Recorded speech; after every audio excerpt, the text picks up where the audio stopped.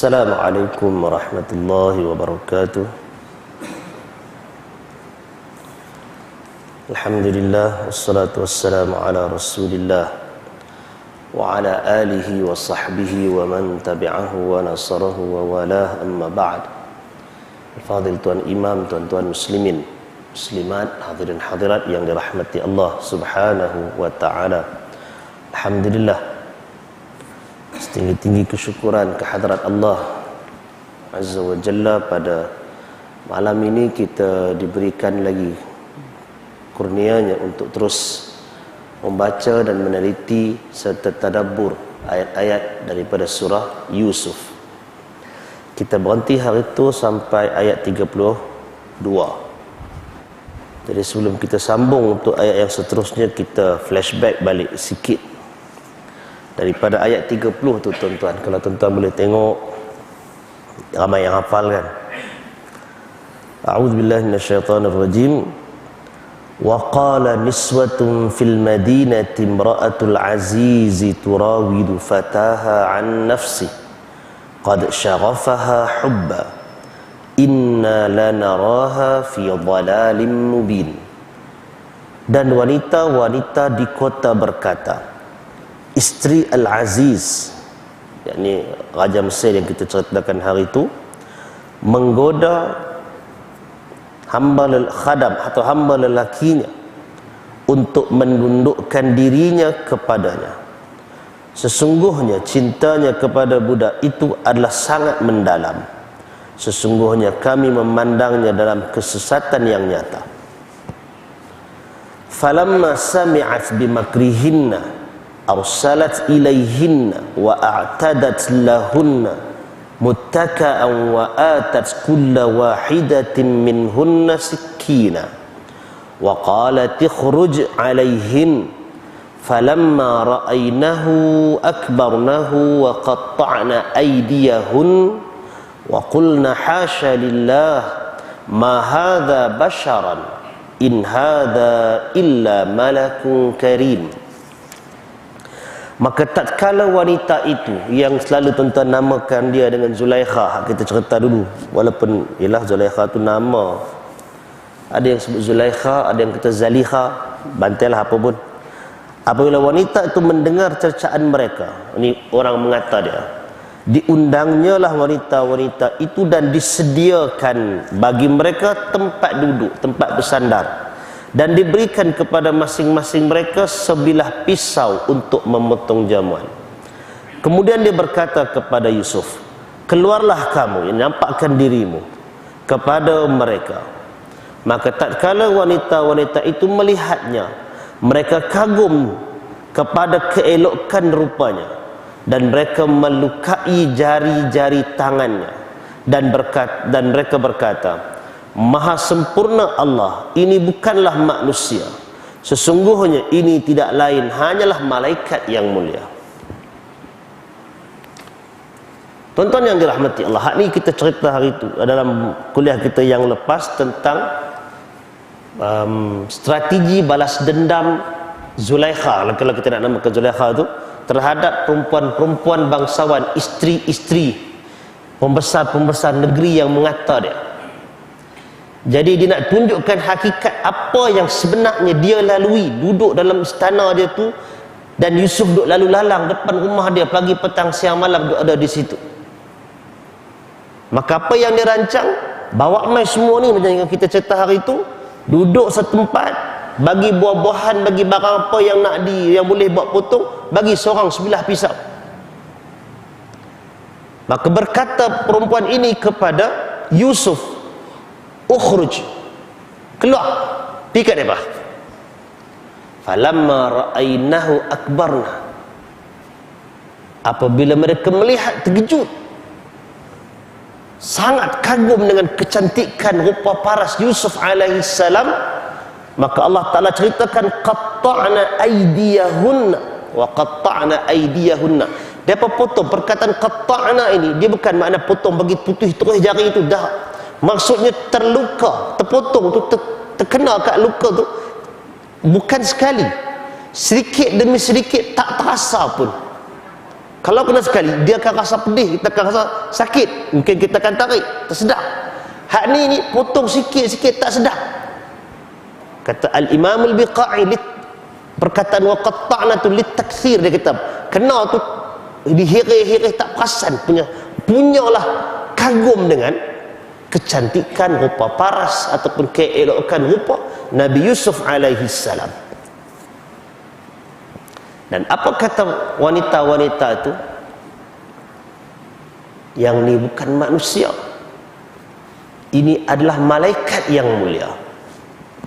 Hadirin yang dirahmati Allah, ini sebenarnya satu perumpamaan yang Quran gambarkan kepada kita. Pasal wanita-wanita ni tak pernah tengok malaikat pun, kan? Kita pun tak biasa nampak malaikat, kita tak nampak. Perempuan tu pun, wanita-wanita istana tu pun tak biasa tengok malaikat. Tapi kenapa digambarkan kecantikan dan keelokan dengan malaikat? Pasal malaikat itu adalah satu makhluk yang dimuliakan, ya, makhluk yang tidak tercemar, yang tidak terjejas dengan apa bentuk kotoran tu. Di satu sudut nak menggambarkan bahawasanya penduduk di tempat itu sudah beriman. Pertama, beriman kepada Allah, pasal sebut nama Allah. Yang keduanya ialah percaya adanya malaikat. Tapi nanti kita akan tengok bagaimana Yusuf alaihi salam tak ikut agama mereka tu. Nak menggambarkan kepada kita ada benda yang dikongsi bersama, iaitu beriman tentang kewujudan Allah Ta'ala, beriman bahawasanya Allah itu adalah Tuhan, tetapi masih ada unsur syirik. Itu kita akan jumpa dalam ayat yang kemudian nanti ni. Itu yang disebutkan oleh para ulama sebagai perkongsian pada rububiyah Allah Ta'ala, pada part mengetahui ataupun meyakini Allah Ta'ala sebagai Tuhan pencipta, Tuhan pemberi rezeki, yang menghidupkan dan yang mematikan, yang cipta rupa parah Yusuf sampai begitu cantik sekali. Mereka semua tahu hak tu Allah Ta'ala punya kerja. Dan kemudiannya memperupamakan kecantikan dan kesempurnaan itu kepada malaikat, sedangkan malaikat itu sendiri tak pernah dapat tengok. Itu sebenarnya merupakan naluri manusia untuk menggambarkan. Demikian juga dalam masa yang sama, kalau nak digambarkan dengan kejahatan, keburukan rupa dan sebagainya, orang kata bagai macam kan, macam dengan syaitan, macam dengan jin kita kata. Padahal bukan bisa tengok pun, tak pernah tengok pun, tak pernah nampak pun jin tu lagu mana, syaitan tu lagu mana. Tapi tang bodoh, tang buruk, tang tak elok, kita sandak kat mereka. Itu memang nalurinya begitu. Dia punya lawan sifat itu. Jadi dalam kes ini Quran ceritakan kepada kita tentang menyamakan dengan keelokan itu dengan malaikat. Baik, part tu dah selesai. Barulah keluar balik perempuan ni tadi, yang dikatakan isteri Al-Aziz tadi ni, yang dinamakan Zulaikha tadi. Dia pun keluar bila dah tengok kawan-kawan pakai hirih tangan belakang ni, dia pun keluar. Qalat fadhalikunna alladhi lumtunnani fihi. Wanita itu berkata, itulah dia orangnya yang kamu cela aku kerana tertarik kepadanya. Yang kata apa Zulaikha minat kat apa nama hamba dia sendiri. Nah, tengok inilah dia orangnya. Yang kata qad syaghafaha hubba tu tadi, yang telah begitu mendalam cintanya. Tengoklah inilah rupa parah dia, hampa sampai tak sedar diri, boleh potong jari, boleh lukakan tangan tak sedar. Zulaikha nak habaq yang tu. Dan dia tegas sekali lagi, dia beritahu dalam majlis itu, dalam ketika itu, dia kata walaqad rawattuhu an nafsihi. Aku goda dia kata. Aku telah menggoda dia untuk menundukkan dirinya kepadaku. Fasta'sam, tapi dia melindungkan dirinya. Dia menolak. Dia menidakkan godaan itu. Jadi tuan-tuan yang dirahmati Allah, dalam suasana yang macam ni, kalau boleh kita gambarkan, kita imaginekan senario dia, Zulaikha buat majlis itu, buat bicara tu, nak tunjukkan itulah gelora jiwa dia. Ada benda yang sangat mengganggu jiwa dia. Yang pertama, dia terpaksa berhadapan dengan ketampanan, keelokan rupa parah Yusuf yang sangat menarik. Dan itu diakui oleh kawan-kawan yang lain. Yang keduanya, dia nak bagi tahu kepada perempuan-perempuan itu tadi, Yusuf ni tak makan godaan. Tak makan godaan. Itu dia letakkan Yusuf kat situ tu. Dan nak begitu, fasta'sam walaqad rawattuhu an nafsi. Aku goda dia untuk tundukkan dia kepadaku, tapi dia menolak. Dia pelihara diri dia. Lepas tu dia pun sebut ketika itu, wala illam yaf'al ma amuruhu la yusjananna wa la yakuna minas saghirin. Akan tetapi, dan sesungguhnya jika dia tidak mentaati apa yang aku perintahkan kepadanya, nescaya dia akan dipenjarakan dan dia akan termasuk dari kalangan orang-orang yang hina. Yang ni kiranya percubaan terakhir yang dibuat oleh Zulaikha ini tadi, oleh perempuan ini tadi, depan kawan-kawan dia. Dia bagi tahu semua, satu pengumuman rasmi, kali ni aku akan suruh dia buat apa yang aku mau. Dan kalau hak ni pun dia tak mau, maka sama ada dia akan aku penjarakan. Pasti dia akan dipenjarakan, dan aku akan jadikan dia sebagai orang yang dihina. Betapa kuat azam perempuan ni nak tundukkan Yusuf. Itu keinginan dia, nak tundukkan Yusuf. Hak tu daripada mula cerita tadi ni. Tapi dia buat di situ tu dengan secara publik, nak tunjukkan ketinggian diri dia depan kawan-kawan, bahawasanya dia nak paksa Yusuf tu. Hadirin mukminin yang dirahmati Allah Subhanahu wa taala. Tuan-tuan boleh tengok gambaran cerita ni, tuan-tuan boleh letak diri kat mana? Tuan-tuan nak letak diri tuan-tuan sebagai perempuan yang luka tangan tu ke? Menyaksikan dialog ni. Tuan-tuan boleh berada pada kedudukan, bayangkan diri itu sebagai Zulaikha tadi ni, yang sedang berkeras, yang sedang betul berusaha sungguh-sungguh nak paksa Yusuf itu untuk tunduk dengan nafsu dia. Ataupun tuan-tuan nak cuba menghayati bagaimana keadaan Nabi Yusuf alaihissalam ketika itu, keliling itu semua perempuan. Yang ini isteri kepada tuan dia, tengah paksa dia,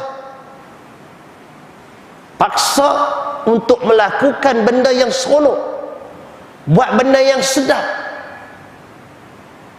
Dan dalam masa yang sama dia diugut, kalau tak mau buat dia akan kena penjara dan dia akan dipandang hina, dia akan dihina, ugutan. Jadi ada dua benda. Ada sebenarnya tekanan sedang tertumpu kepada Nabi Yusuf alaihissalam. Itu ujian yang Allah Ta'ala bagi tuan-tuan kepada Nabi Yusuf. Dan ujian yang seumpama ini, ya, yang sebegitu memang hanya untuk Nabi Yusuf alaihissalam. Tetapi bentuk ujian demi ujian yang kadang-kadang datang bertimpa-timpa, bukan Nabi Yusuf seorang yang lalu. Semua lapisan masyarakat, semua daripada kita ni, ada ketikanya kita menerima ujian tu bertimpa-timpa, serentak, lepas satu-satu lepas satu-satu. Macam mana cara nak menyelesaikan diri? Sekarang ni Nabi Yusuf alaihissalam berdepan dengan perempuan yang seorang ni. Dan kata Al-Imam Al-Biqai, dia cerita, seakan-akannya ialah dialog tu walaupun nampak dalam ni dialog tu berdua, tetapi apabila ugutan itu diberikan oleh isteri Al-Aziz itu, maka perempuan-perempuan yang lain itu dikatakan pakat-pakat memujuk Yusuf alaihissalam. Ikutlah cakap dia ni, tolonglah ikut cakap, takkan nak kena penjara, takkan nak jadi orang yang hina, buatlah apa yang dia mahu. Kalau tuan-tuan bayangkan kita duduk di tempat Nabi Yusuf alaihissalam, itu sudah jadi satu tekanan, berkomplot beramai-ramai untuk mendesak dan menekan Nabi Yusuf alaihissalam. Macam mana Nabi Yusuf nak mengekalkan ismah dia? Macam mana Nabi Yusuf nak mempertahankan pendirian dia? Itu yang tuan-tuan kita nak kena faham, bagaimana senjata itu digunakan oleh Yusuf.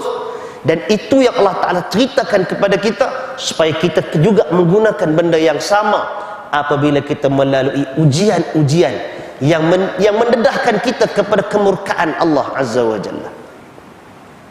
Seronok naik. Benda lelaki perempuan ni memang benda seronok, tambah yang tak halal. Hak halal tu kadang-kadang tak apa seronok pun, tapi yang tak halal tu yang memang menggembirakan. Maka Allah Ta'ala ceritakan kepada kita bagaimana Yusuf menundukkan diri dia, menundukkan hawa nafsu dia, bagaimana Yusuf menolak tekanan daripada luar. Ini tuan-tuan, kita jangan bayangkan sekadar tekanan luar daripada perempuan-perempuan itu saja, tetapi kena bayangkan manusia. Yusuf itu juga manusia yang Allah Ta'ala bekalkan dengan hawa nafsu, Allah Ta'ala bekalkan dengan akal, dan akal kita dia boleh berbolak-balik dalam masa yang sangat seketika. Jadi macam mana nak selesaikan ataupun nak melepaskan diri daripada benda ni, Allah Ta'ala ceritakan kepada kita. Hak ni kita nak baca malam ni. A'udzubillahi minasyaitanirrajim.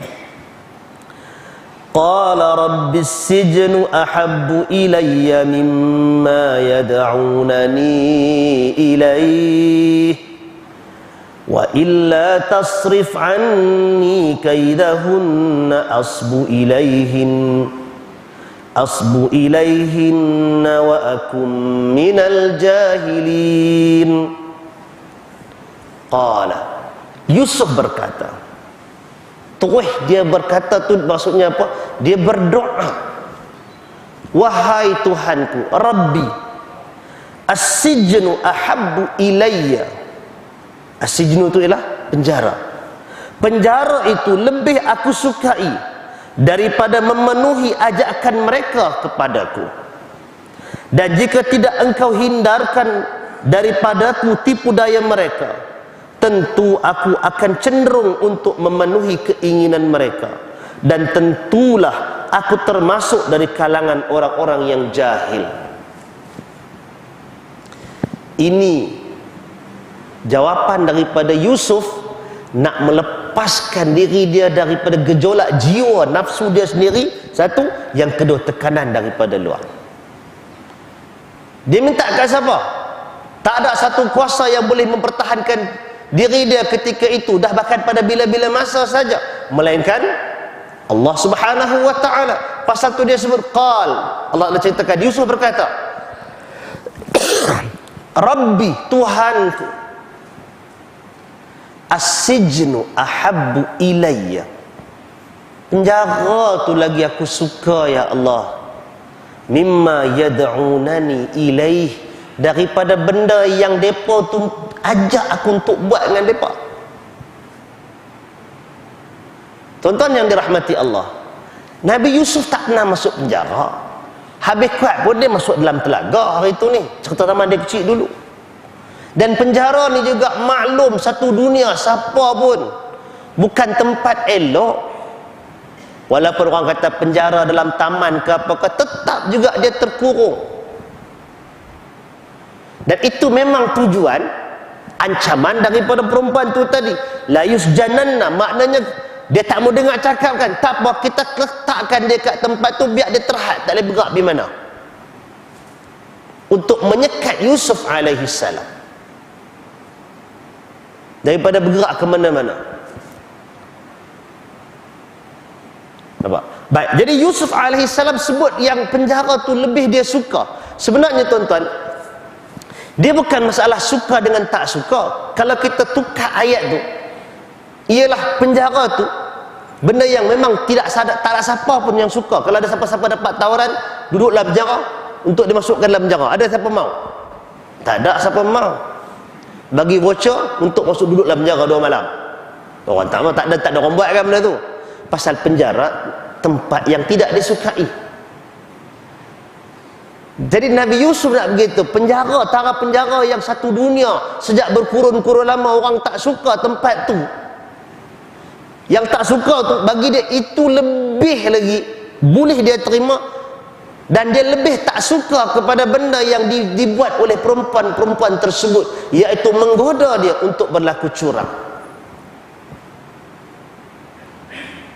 Nak bagi tahu kepada kita bahawasanya yang perempuan-perempuan tu ajak Nabi Yusuf khianat terhadap amanah, khianat terhadap ajaran Tuhannya, hilangkan maruah diri, melakukan penzinaan dan sebagainya. Benda tu memang benda sedap, Memang benda tu benda seronok, satu dunia orang mengakui benda tu, tapi yang tu dia sangat tak suka. Hak penjara pun tak suka, yang ni lagi tak suka. Tapi bila dah diancam dengan penjara, tak apa, aku lagi suka penjara daripada duduk dengan hampa. Nak abang macam tu. As-sijdu ahabbu ilayya. Jadi tuan-tuan yang dirahmati Allah Subhanahu wa taala, itu intro itu intro doa Yusuf alaihi salam kepada Allah Azza wa Jalla pada ketika dan saat itu. Ya Allah, penjara ni lebih aku suka, maknanya aku rela duduk penjara daripada duduk tempat ini untuk memenuhi hawa nafsu perempuan-perempuan tersebut. Lalu dia minta kepada Allah, wa illa tasrif anni kaidahunna, dan jika tidak engkau hindarkan aku daripada tipu daya mereka, asbu ilaihinna, tentu aku cenderung kepada mereka. Maknanya apa? Yusuf minta kepada Allah, ya Allah, jangan jadikan aku ini cenderung hati, tertarik hati untuk menerima godaan dan tawaran tersebut, ya Allah. Tolong ya Allah, jangan cenderungkan hati aku untuk kepada mereka. Ya Allah, tolonglah hindarkan aku daripada godaan mereka.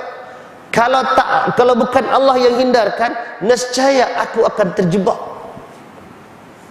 Nak beritahunya macam tu.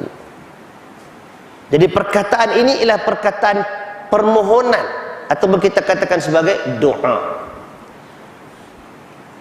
Jadi tuan-tuan yang dirahmati Allah, senantiasa nak kena ingat perkataan ataupun hadis Nabi sallallahu alaihi wasallam, ad-du'a silahul mu'min. Doa itu adalah senjata orang beriman.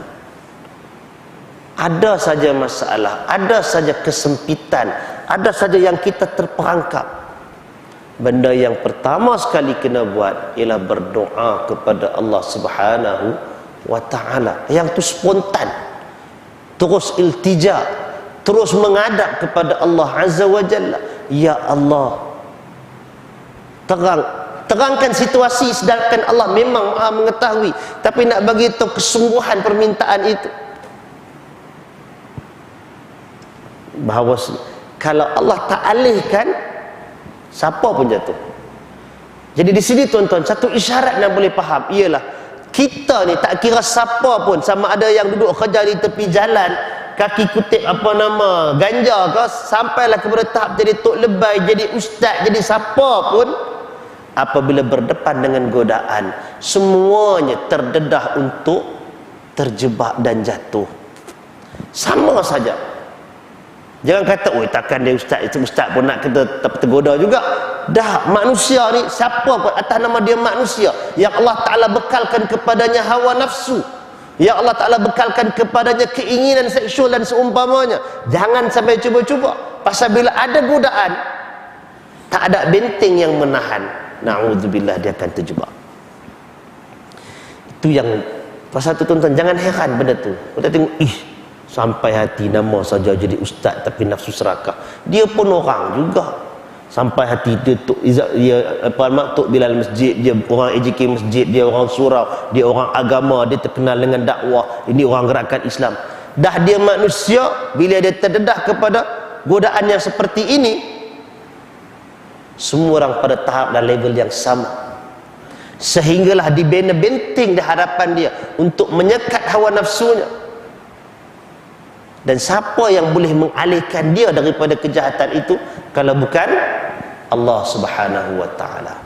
Jadi kerana itu kena banyak-banyak minta dengan Allah. Jangan rasa kita ni kuat dah nanti tu. Kena minta dengan Allah Azza wa Jalla. Itu yang disebutkan dalam doa Nabi Yusuf alaihi salam ini, wa illa tasrif anni kaidahun, kalau kau tak alihkan aku daripada Nuh, kalau kau tak alihkan tipu daya tu daripada aku, asbu ilaihin, aku jatuh kat mereka. Wa akum, dan dia kata wa akum minal jahilin, dan aku tergolong dari kalangan orang-orang yang jahil. Dalam hal ini tuan-tuan, para ulama tafsir menceritakan pilihan perkataan jahil. Kenapa dia sebut jahil? Jahil boleh, kadang-kadang kita kata tak gunakan perkataan zalim. Zalim pun dia juga. Tapi dalam ni nak bagi tahu bahawasanya manusia ini, nafsu dan akal itu akan bertarung, rasional dan emosi itu akan bertarung. Nak terima atau tak terima. Ini kalau ambil sat ni pun tak apa, orang tak tahu. Kan kita kan kadang-kadang ada terlintas kepada kita godaan-godaan tertentu, kita pun terfikir, ni orang siapa pun tak tahu, ambil sat kita tukar lain lah. Sat kita repair lain lah. Sat kita gantilah, ataupun kita buat diam-diam, kita tutup, sudahlah. Selanjutnya akan ada pertarungan dalam jiwa. Mau dengan tak mau, mau dan tak mau. Dan kadang-kadang kita lebih memikirkan yang kita tahu ialah keseronokan. Yang kita tahu hanyalah keseronokan. Maka kita tak tahu ataupun kita lupa ada sesuatu lagi yang menanti kita di sebalik keseronokan tu. Lalu Nabi Yusuf alaihissalam dia tahu bahawasanya kalau dia ikut cakap puan dia tu, ataupun dia termakan dengan godaan mereka semua tu tadi, dia tahu itu adalah keseronokan sementara. Dan di sebalik keseronokan itu ialah pengkhianatan terhadap amanah, pelanggaran terhadap tata susila agama, perbuatan yang memalukan kaum keluarga dia, melanggar syariat Allah Azza wa Jalla. Jadi dia tahu yang tu. Maksudnya kalau dia buat, maknanya dia jahil. Dia buat tak tahulah maksudnya. Padahal dia tahu. Jadi kalau itu dia kata, kalau Allah tak alihkan tipu daya ni dan dia terjebak, maka dia memang jadi orang jahil. Pasal apa jahil? Pasal sanggup untuk memilih yang sementara, meninggalkan yang lebih lama. Mengutamakan keseronokan pada tempoh yang sangat singkat, yang kemudian belum tentu akan berterusan, dan meninggalkan sesuatu yang lebih kekal dan abadi. Jadi tuan-tuan yang dirahmati Allah, Allah Ta'ala tunjukkan kepada kita satu babak daripada kisah Yusuf. Allah Ta'ala ceritakan kepada kita babak hidup kita di tempat lain. Allah Ta'ala bagikan perbandingan. Yusuf membandingkan keseronokan untuk bersukaria dengan perempuan-perempuan itu hanya tempoh berapa lama? 15 minit, setengah jam, 2-3 jam, dan lepas tu dia tak tahu apa lagi nak jadi, dan dia mungkin bahkan dia akan menderita lebih lama. Allah ceritakan kepada kita dalam ayat yang pendek je, perbandingan antara hidup kita dengan mati kita, ataupun hidup kita yang pertama dengan hidup kita yang seterusnya. Allah Ta'ala kata apa? Walal akhiratu khairul laka minad dunya. Dan akhirat itu lebih baik untuk kamu daripada dunia. Dunia tu yang kita hidup sekarang ni, yang kita rasa inilah segala-galanya, inilah dunia yang kita nak kejar pagi, petang, siang, malam, yang kita berebut kuasa, berebut kedudukan, berebut nama, yang kita marah ke orang, yang kita tikam belakang orang, yang kita mengadu domba, kita mengacum, kita cucuk dia, jatuhkan orang tu, jatuhkan orang ni, khianat sana sini, hanya nak dapatkan dunia. Sedangkan Allah Ta'ala bagi tahu kepada kita, walal akhirah, akhirah tu yang betul-betulnya akhirat itu khairul laka, tu yang lebih baik untuk kamu daripada dunia, daripada kehidupan yang sekarang ni yang kita bermati-matian tu. Jadi bila ada begitu, sebenarnya ada dua benda yang berlawanan, dunia dan akhirat. Bila diletakkan serentak, sebenarnya supaya pembaca, supaya orang macam kita tadabbur, ambilkan perbandingan, sentiasa letakkan perbandingan. Bila berlaku satu-satu perkara yang memerlukan kepada perbandingan, letakkan perbandingan. Yang ni dunia, dan kalau kita buat yang ni, kita dapat dunia. Tapi kalau kita tinggalkan dia, barangkali kita dapat akhirat. Pilihan. Ada ketikanya kita kena fikir, kalau kita tinggal dunia pun tak dapat, akhirat pun tak dapat. Tapi kalau kita buat, dunia dan akhirat kita dapat. Jadi ayat tu untuk semua orang. Walal akhiratu khairu wa abqa, dan sesungguhnya akhirat itu lebih baik dan dia kekal. Kekal akhiratnya. Abqa, Allah Ta'ala kata, dia lebih kekal. Dunia akan habis. Jadi ayat yang kita baca pendek itu untuk semua orang, dan Allah Ta'ala sampelkan kepada kita bagaimana Yusuf memilih. Dan Yusuf letakkan satu benchmark, orang yang ithar, orang yang lebih mengutamakan kebahagiaan sikit meninggalkan kebahagiaan yang lebih panjang, itu jahil namanya. Itu suatu kebodohan. Dan sebenarnya itu juga kita lah tu. Bila wa akum minal jahilin, nanti aku jadi orang dari kalangan orang-orang yang jahil, mana bukan seorang, ramai. Dan kita minta kepada Allah Ta'ala supaya kita tak masuk di kalangan jahilin itu. Nah, tuan-tuan yang dirahmati Allah, ya. Baik. Jadi bila Nabi Yusuf alaihi salam berdoa kepada Allah dalam ayat yang berikutnya, fastajaba lahu rabbuhu fasarafa anhu kaidahun innahu huwas sami'ul alim. Maka Tuhannya memperkenankan doa Yusuf dan dia menghindarkan Yusuf dari tipu daya mereka. Sesungguhnya dialah yang maha mendengar lagi maha mengetahui. Fastajaba lahu rabbuh, Tuhannya memperkenankan permintaannya. Tuan-tuan, jangan sangka yang tak apalah Yusuf pasal dia Nabi Allah Ta'ala pilih, maka bila dia minta ke Allah, Allah perkenankan. Ini sampel, ini cerita hakikat nak tunjuk contoh Allah perkenankan doa Yusuf. Pasal dia berdoa bersungguh-sungguh, dia minta sungguh-sungguh dan Allah Ta'ala bagi. Dan peluang ni ataupun perkara ni tidak terhad kepada Yusuf saja, pasal Allah Ta'ala sebut di tempat yang lain, ud'uni astajib lakum. Minta daripada aku, doalah kepada aku, nescaya aku perkenankan. Jadi yang tu bukan untuk Yusuf saja. Makna kata kalau kita pun kita minta kepada Allah Ta'ala dengan permintaan yang sama, macam mana Yusuf bersungguh-sungguh minta, kalau kita pun minta dengan cara yang bersungguh-sungguh, itu sebahagian daripada jaminan yang Allah Ta'ala bagi dalam Quran, astajib lakum, aku perkenankan untuk kamu. Jadi kalau ada siapa-siapa yang rasa betul ke Allah Ta'ala nak boleh perkenankan, ada orang rasa macam kalau minta Allah boleh bagi ke? Ada orang sangka macam tu.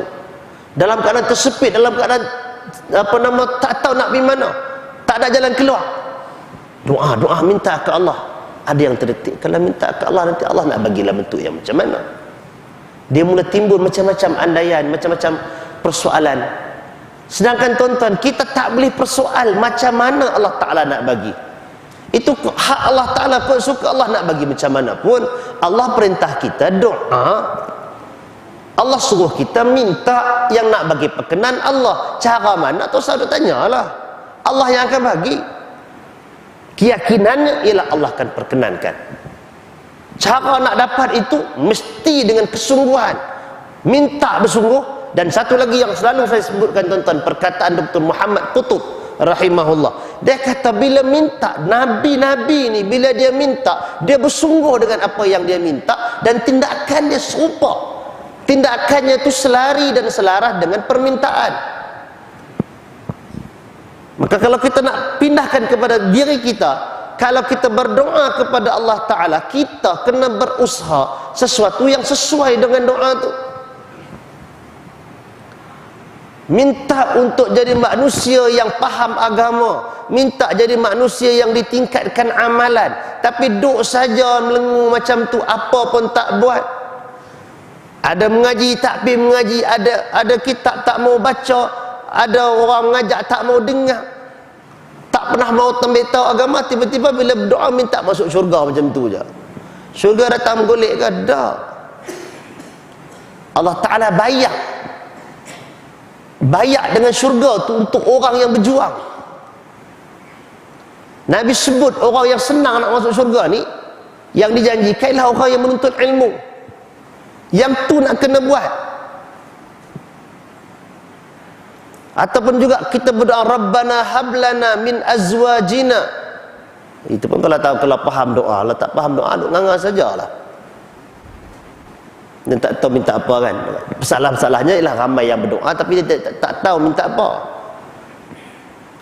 Rabbana hablana min azwajina, Tuhan kami anugerahkanlah kepada kami dari kalangan pasangan-pasangan kami, wa dzurriyyatina, dan dzurriat kami, qurrata a'yun, yang menyejukkan mata memandang. minta supaya dapat pasangan yang menyejukkan mata memandang, minta dapat zuriat yang menyejukkan mata memandang, tapi kita tak prepare pun, kita tak persiapkan kehidupan kita untuk itu. Bila nak dapat? Kita baca doa, Rabbana la tuzigh qulubana ba'da idh hadaitana. Tuhan kami, jangan kau selewengkan hati-hati kami selepas kau berikan petunjuk kepada kami. Tapi kita tak pernah pun nak ambil tahu tentang agama. Kita tak pernah pun nak cuba ambil tahu hak mana sebenarnya yang Nabi suruh buat, yang mana sebenarnya ajaran yang bawa selamat masuk syurga. Kita sekadar ikut-ikutan, orang berqasidah pakai qasidah, orang menyanyi pakai menyanyi. Last sekali orang azan pakai alat muzik baru nak rasa marah. Tak ambil tahu, tapi minta macam-macam.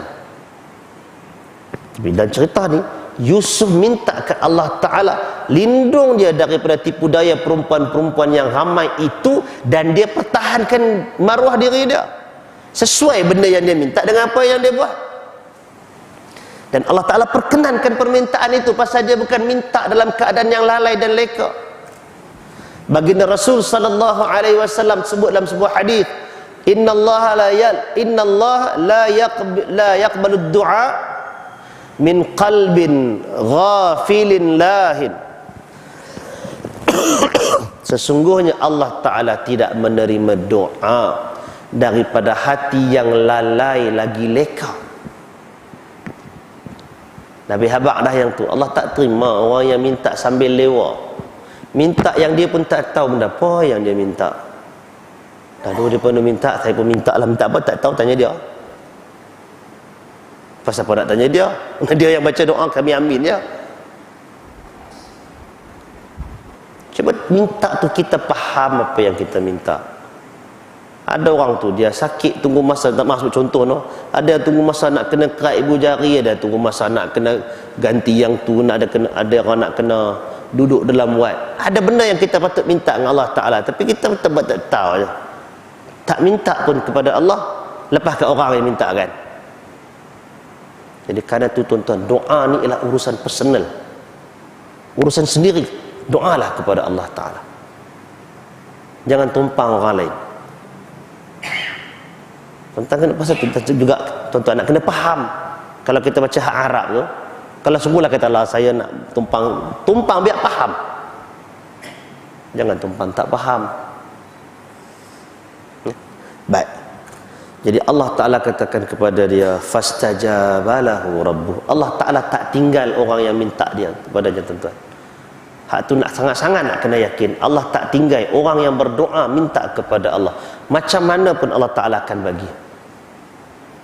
Melainkan ada kegagalan kita memenuhi prinsip rukun dan syaratnya. Hak tu je yang menyebabkan tak dapat tu. Selebihnya Allah Ta'ala akan bagi di dunia ataupun di akhirat. ثُمَّ بَدَا لَهُم مِّن بَعْدِ مَا رَأَوُا الْآيَاتِ لَيَسْجُنُنَّهُ حَتَّى حِينٍ.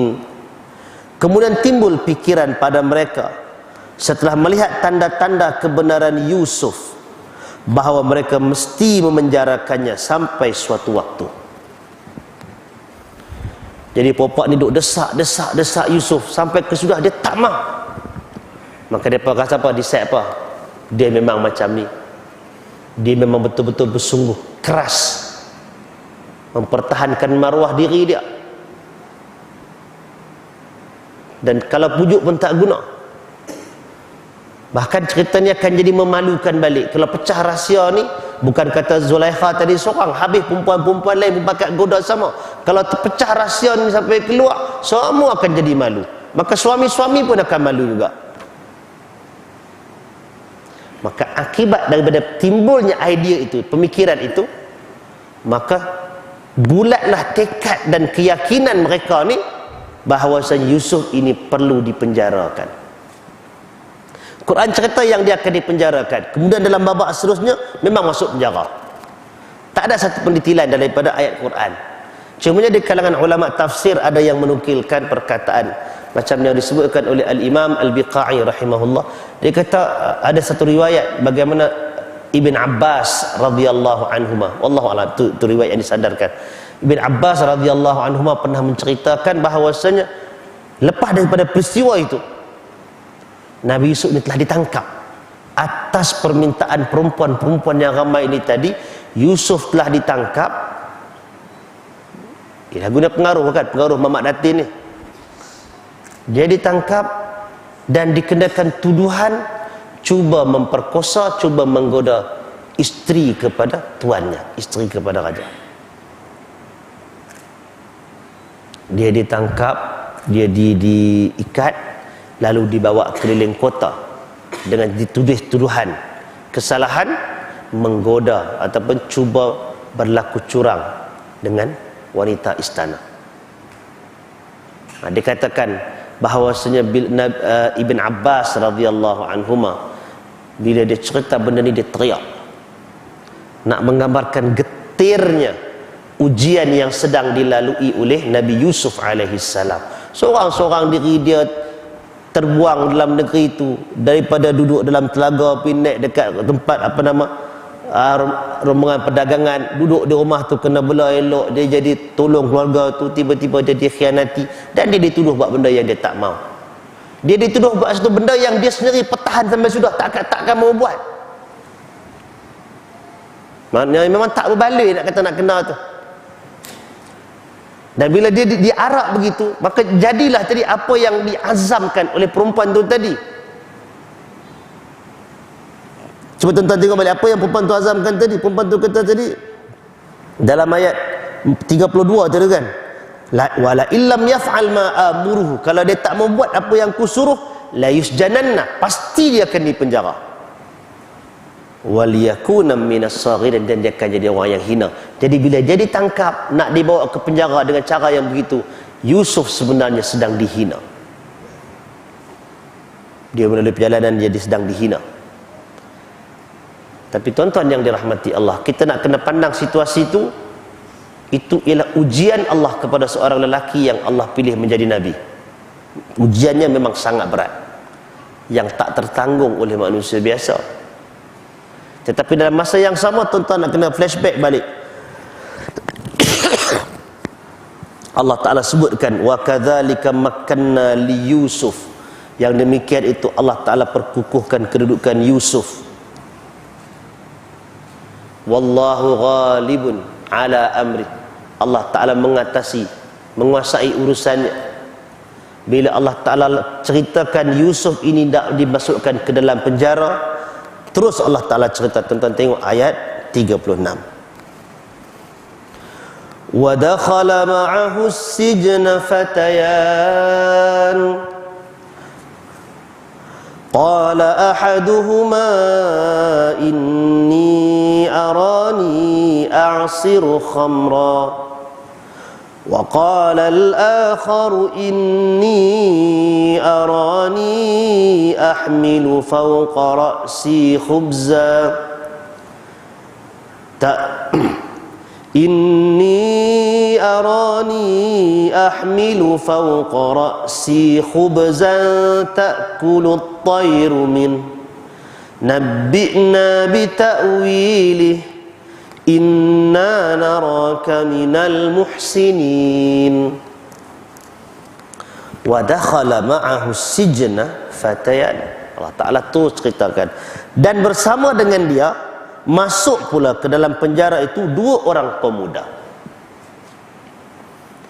Berkatalah salah seorang di antara keduanya, sesungguhnya aku bermimpi bahawa aku memeras anggur.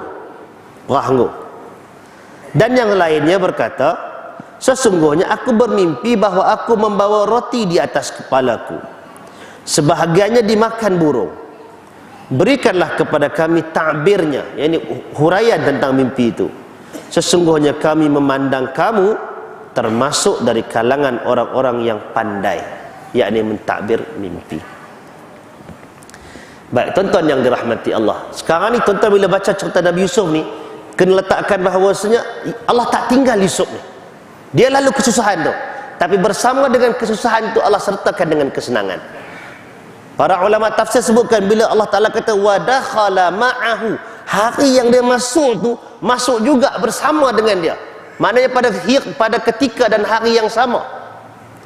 Dia pelempak Yusuf masuk penjara, wa ma'ahu fatayan. Dua orang lelaki tadi pun masuk penjara juga.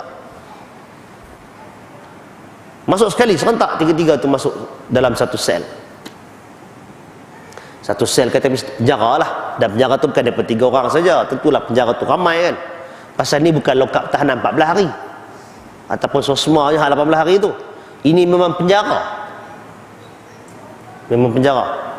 Tempat orang salah. Jadi bila dia masuk dalam penjara, ada 2 orang lelaki ni masuk sama. Siapa lelaki ini? Para ulama tafsir menyatakan bahawasanya lelaki ini yang seorang itu ialah pengurus minuman raja, yang menguruskan minuman raja mai, yang serve air, yang apa semua, yang jadi butler dia. Itu ialah salah seorang. Yang seorang lagi dipanggil khabbaz, tukang uli tepung, tukang buat roti untuk makanan raja. Seorang tukang hidang, seorang lagi duk dapat kerja buat roti. Dua-dua ni masuk penjara. Baik, Al-Biqai menceritakan pasal apa yang 2 orang ni masuk penjara. 2 orang ini masuk penjara pasal tuduhan cuba meracun raja. Quran tak cerita benda tu. Dalam Quran tak ada cerita pasal apa. Pasal nak cerita lelaki tu masuk penjara kerana kesalahan apa, yang tu tak penting sebenarnya. Yang tu sebagai pelengkap cerita. Kita cuma pasal apa dia masuk penjara. Ialah macam-macam lah kan tuduhan boleh berlaku. Jadi itu sebagai isu penting. Cuma nak bagi tahu kat tuan-tuan, antara yang disebutkan yang ada dalam kitab tafsir ialah tuduhannya cuba meracuni raja. Seorang yang tukang buat roti dia dituduh, yang tukang serve air tadi dia dikatakan sebagai bersubahat, rakan subahat. Jadi dua-dua masuk penjara. Lepas masuk penjara, tuan-tuan agak-agak ayat Quran ni tak cerita berapa lama daripada berkenalan duduk dalam penjara ni, tiba-tiba terus tanya yang tu kan. Memang tak cerita benda tu, pasal ni bukan kitab sejarah. Surah ni walaupun nama dia surah Yusuf, dia bukan cerita hari demi hari Nabi Yusuf tu. Yang diceritakan ialah peristiwa-peristiwa penting yang ada ibrah, yang ada pengajaran kepada kita. Jadi kerana itu para ulama tafsir seperti yang disebut oleh Al-Biqai menyatakan Nabi Yusuf duduk dalam penjara tu berhari-hari, waktu dalam duduk bergaul itu, semua orang penjara rasa macam sangat gembira dengan kedatangan Yusuf. Dahlah muka segak, lawa, cantik, seronok kawan dengan dia, perangai pun baik, nampak kebijaksanaan, bukan macam kaki haprak duduk masuk penjara ni. Jadi berkawan dan berkawan, akhirnya rapat hubungan itu, dan nampak Yusuf ni seakan-akan orang pandai. Ini orang yang bukan sembarang manusia. Bila dia bukan sembarang manusia, dia orang baik, maka 2 orang lelaki ini tadi ditakdirkan oleh Allah Ta'ala telah pun bermimpi. Tidak pula dinyatakan mimpi itu pada malam yang sama ke ketika yang sama, yang tu tak sebut. Barangkali dia pemimpi malam yang sama, masing-masing mimpi, ataupun seorang mimpi waktu lain, seorang lagi mimpi waktu lain. Hak tu tak penting. Yang penting dua-dua mereka ni rakan satu sel Nabi Yusuf, dua-dua mimpi. Bila dah mimpi, itu yang kita sebutkan di awal surah ni kan, tentang mimpi itu ada tafsirannya. Ada jenis mimpi yang mempunyai tafsiran. Jadi kata Al-Imam Al-Biqai, 2 orang lelaki ni terasa macam nak try tengok dia ni, rasa macam boleh kot kita cerita aja, cerita pilah. Jadi ceritalah mimpi itu apa dia. Yang seorang mimpi dia memerah anggur, a'siru khamra. A'siru khamra ni makna dia perah buah anggur sehingga menjadikan dia khamar, jadi arak. Bila jadi arak tu nak apa? Arak tu nak diseh kepada raja lah.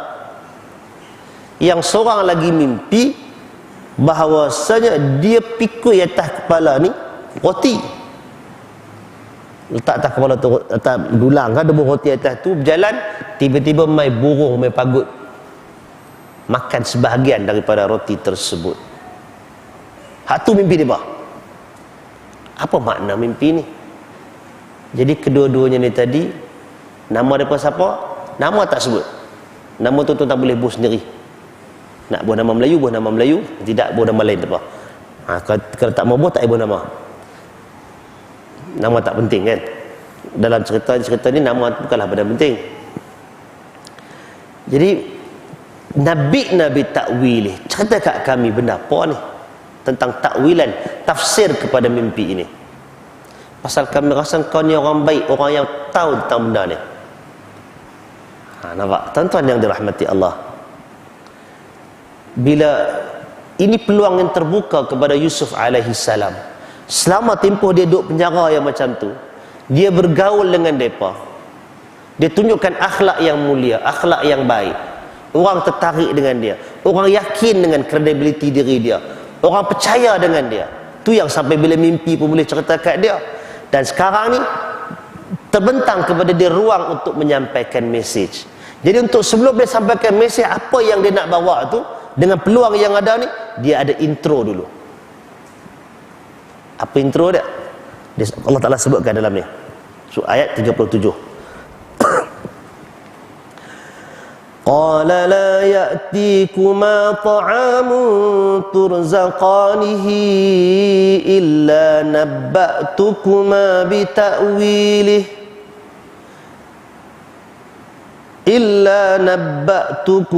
bita'wilih qabla an ya'tiyakuma dhalikuma mimma 'allamani rabbi inni taraktu millata qaumin la yu'minuna billahi wa hum bil akhirati hum kafirun.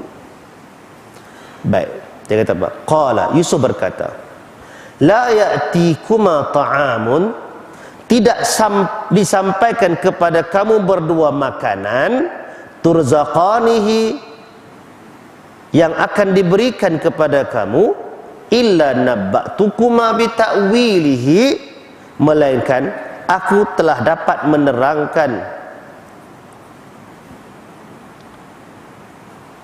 jenis makanan itu sebelum makanan itu sampai kepada kamu. Yang demikian itu adalah sebahagian daripada apa yang diajarkan kepadaku oleh Tuhanku.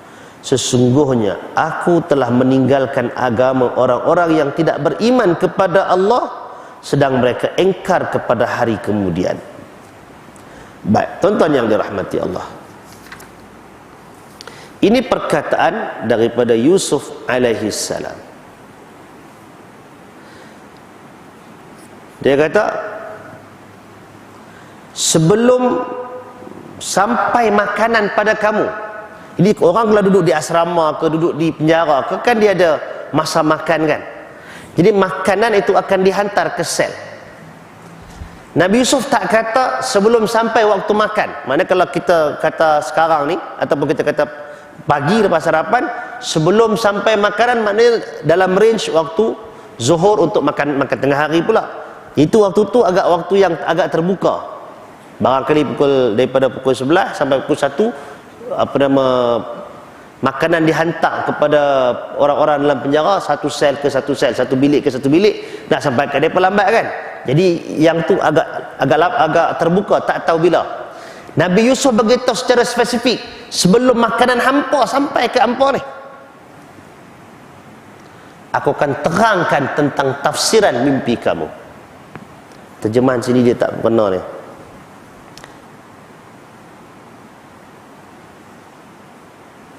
Jadi Nabi Yusuf kata, sebelum hidangan tu sampai kepada kamu berdua, aku akan terangkan pasal mimpi tersebut. Apa sebenarnya yang dimaksudkan dengan cerita ni tuan-tuan? Kenapa tiba-tiba nak ada benda ni?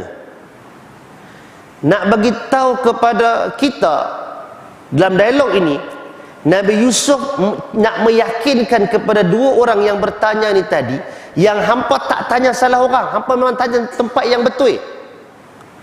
Nak beritahu kepada dua orang pelayan ni tadi bahawasanya Yusuf memang pandai mentadbir mimpi. Yang dua orang tadi dia cuma agak, dia cuma tengok pada penampilan, dia rasa dia ni pandai kot untuk mentafsirkan mimpi. Kita try tengok, baru nak try tengok. Yusuf bila dia dapat soalan tu, dia kata sebelum sampai aku terangkan benda ni. Belum sampai makanan ke hampa satgi ni, makanan tu sampai, aku akan dah terang dah benda ni. Nak bagi tahu bahawasanya Yusuf memang tahu untuk mentafsir mimpi. Dan itu menambahkan keyakinan kepada orang yang mendengar. Dia memang tahu benda ni. Pasal dia confident, dia letakkan spesifik time yang dia akan bagi. Belum sampai pada tu dia dah abang. Tapi Yusuf dia tidak menyandarkan ilmu tu kepada diri dia. Pasal ilmu tu bukan dia punya. Ilmu tu datang daripada siapa? Datang daripada Allah Azza wa Jalla. Dia bukan bagi tahu tu atas dasar dia mengetahui perkara gaib. Dia bukan bagi tahu tafsiran mimpi itu pasal dia dah nampak ke depan apa nak jadi. Tetapi dia bagi tahu kepada mereka tafsiran mimpi itu, dia terus kata zalikuma mimma 'allamani rabbi. Hak ni dia kata ialah daripada apa yang diajarkan kepada aku oleh Tuhanku. Nak begitu, hebat hang pandai tafsir mimpi no. Tak, bukan aku yang hebat, ni Allah Taala yang ajar. Kalau betul sungguh jadi, hang memang power. Tak, bukan kita yang power, tapi Allah Taala yang ajar, yang bagi tahu. Tuan-tuan, nak kaitkan ini bicara seorang nabi. Pasal dia bukan sekadar nak begitu menyelesaikan masalah dua orang tu saja dengan mimpi tu jadi tak jadi. Dia nak menerangkan bukan ilmu tu bukan ilmu dia, tetapi ilmu Allah Ta'ala. Dan lebih jauh daripada tu, dia nak terangkan kepada mereka Allah Ta'ala itu Tuhan yang ajak dia minta mentafsir mimpi. Itulah Tuhan yang hanya saja dia yang paling layak untuk disembah, tak ada yang lain. Pasal tu terus masuk dalam tajuk terus. Nabi Yusuf dah bentangkan introduction dia, terus dia masuk kepada topik yang sangat penting. Dia kata inni taraktu millata qaumin la yu'minuna billah. Aku tinggalkan agama kaum yang tidak beriman kepada Allah. Jadi tuan-tuan yang dirahmati Allah, ayat ini sebenarnya bagi orang yang baca terjemahan Melayu, kalau dia buat pandai dia sendiri, dia akan jadi keliru. Pasal apa keliru? Pasal bila perkataan yang ada sini ialah sesungguhnya aku telah meninggalkan. Tuan-tuan boleh faham apa? Seakan-akan nak beritahu Yusuf biasa masuk dalam agama tu.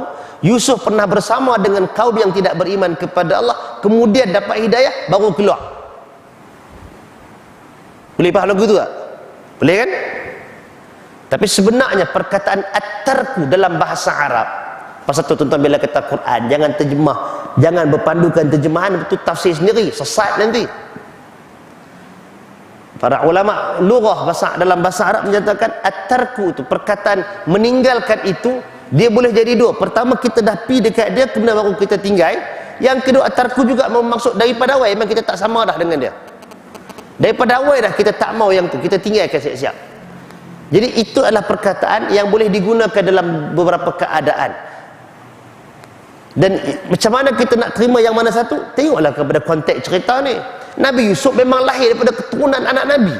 Bila hari yang dia duduk bersama dengan, bila hari yang dia tu jadi manusia tak beriman kepada Allah, sedangkan dia kecil tu dia beriman kepada Allah. Nampak?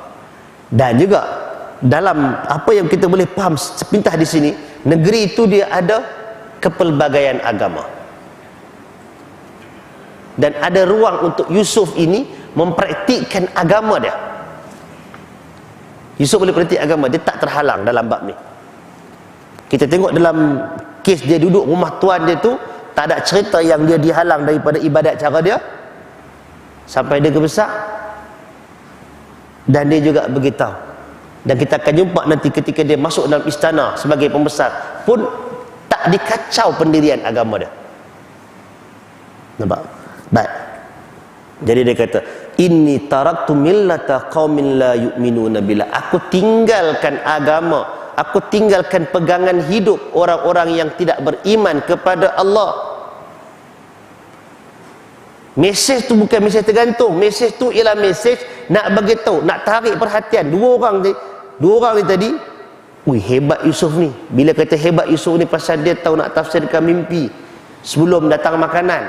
Dan dia habaq pula yang dia tafsir mimpi tu, yang dia boleh tu pasal Allah Ta'ala, pasal Tuhan dia ajak. Tuhan dia siapa? Tuhan dia tu yang lain daripada puak nu yang kita selalu nampak ni. Nak kata aku tak sama dengan mereka tu yang tidak beriman kepada Allah. Sedangkan kita cerita tadi, perempuan-perempuan tu tadi pun sebut hasya lillah, ma hadza basharan, ini bukan manusia, illa malakun karim, percaya pada malaikat. Tapi orang yang mengetahui adanya Allah bukan semestinya dia beriman kepada Allah. Orang yang mengetahui tentang Allah tu pencipta bukan semestinya dia orang yang muwahhid, mentauhidkan Allah. Berapa ramai di kalangan manusia yang tahu tentang Allah Ta'ala, yang tahu Allah Maha Pencipta, tetapi bila dia beribadah, dia minta pada yang lain, dia berdoa kepada yang lain. Tu tuan-tuan tengok, tuan-tuan boleh tengok merata dalam YouTube ke dalam mana ke, boleh minta kat kubur, pakai jubah, pakai serban, janggut punya tebal, berbelit-belit punya serban, minta kat orang yang mati dalam kubur. Bukan semestinya beriman. Berapa ramai di kalangan itu yang musyrik. Sama juga dengan yang dihadapi oleh Nabi Muhammad sallallahu alaihi wasallam dari kalangan umat Quraisy di Makkah. Bukan beriman. Abu Jahal pun bila ketika perang dengan Nabi, perang Badar, minta dengan Allah. Tapi dalam masa yang sama dia perang Nabi. Tak boleh kata dia pun beriman, Nabi pun beriman. Dia minta ke Allah tapi dia tak beriman secara iman yang betul dengan Allah. Quraisy jahiliyah beriman kepada Allah sebagai Tuhan, tapi dalam masa yang sama beriman juga kepada berhala-berhala ini, sembah berhala juga. Jadi ini yang disampaikan kepada kita dalam dialog antara tiga orang dalam penjara ni. Nabi Yusuf beritahu, inni taraktu millata qaumin la yu'minuna billah. Aku tak sama, aku tinggalkan pegangan mereka yang tidak beriman kepada Allah. Dan orang yang tak beriman kepada Allah, dan tuan-tuan, dalam Al-Quran selalu cerita akan digandingkan dengan satu lagi, iaitu beriman kepada hari akhirat. Wahum bil akhirati kafirun. Wahum bil akhirati hum kafirun. Dan dalam keadaan yang mereka tak beriman kepada Allah Ta'ala tadi, tentang hari akhirat ni pun hum kafirun. Ditekan sekali lagi, mereka tu kufur, tak percaya, engkar. Dan maknanya golongan yang ada dalam, yang ramai di zaman itu yang berada di keliling Nabi Yusuf disebutkan sebagai orang yang tidak mempercayai hari akhirat. Jadi tuan-tuan yang dirahmati Allah Subhanahu wa taala, sampai di situ pembukaan mesej daripada Nabi Yusuf alaihi salam. Lepas tu terus dia sebutkan di hujung sikit lagi tuan-tuan, ayat last sekali, wattaba'tu. Bila dah kata dia tak terima hak nu, apa yang dia pegang? Wattaba'tu millata abai Ibrahim wa Ishaq wa Ya'qub ma kana lana an nusyrika billahi min syai' dzalika min fadlillahi alaina wa 'alan nas walakinna aktsaran nasi la yashkurun. Bila dia kata dia tinggal yang tu, wattaba'tu, dan aku mengikut agama bapa-bapakku, iaitu Ibrahim, Ishaq dan Ya'qub. Tidaklah patut bagi kami, yakni para nabi, mempersekutukan sesuatu apapun dengan Allah. Yang demikian itu adalah dari kurnia Allah kepada kami dan kepada manusia seluruhnya, tetapi kebanyakan manusia itu tidak mensyukurinya, tidak bersyukur. Jadi ayat ini tuan-tuan nak jelaskan kepada kita dan juga kepada dua orang yang tengah duduk dengar apa Yusuf nak terangkan kepada kita mimpi ni. Intro soal mimpi, tiba-tiba dia terus cerita agama. Ini satu skill dakwah tuan-tuan. Bila kita bersembang dengan orang di tentang satu topik, kita nak masuk topik agama tu macam mana? Oh, itu bukan kerja senang sebenarnya. Yang nak boleh kaitkan supaya dia terima agama tu macam mana, Islam tu yang macam mana. Siapa yang ada skill yang ni tuan-tuan, itu satu anugerah. Dia jangan bazir, dia jangan apa? Jangan sia-siakan, dia kena buat. Bukan semua orang boleh. ada orang kalau dia cerita bab agama bukan jadi elok, jadi jahanam.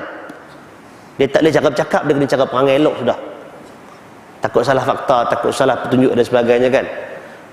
Tapi dalam kes ini Allah Ta'ala ceritakan Nabi Yusuf dia boleh masuk tajuk agama sebelum dia jawab mimpi. Dia kata dia ikut agama dan dia sebut abai, tok nek moyang aku, bapak-bapak aku yang terdahulu, Ibrahim, Ishak, Yaqub. Dan tuan-tuan nak kena tahu Nabi Yusuf ini daripada Bani Israel, keturunan Nabi Yaqub, keturunan Nabi Ishak. Dia panggil Ju kan, Ju, Bani Israel. Yang ada dalam negeri itu di Mesir ialah golongan Qibti. Kita panggil Inggeris panggil Koptik. Sekarang ni Koptik itu kebanyakannya Kristian. Tapi zaman dulu mereka sembah macam-macam lah. Keturunan Fir'aun. Fir'aun kan keturunan tu.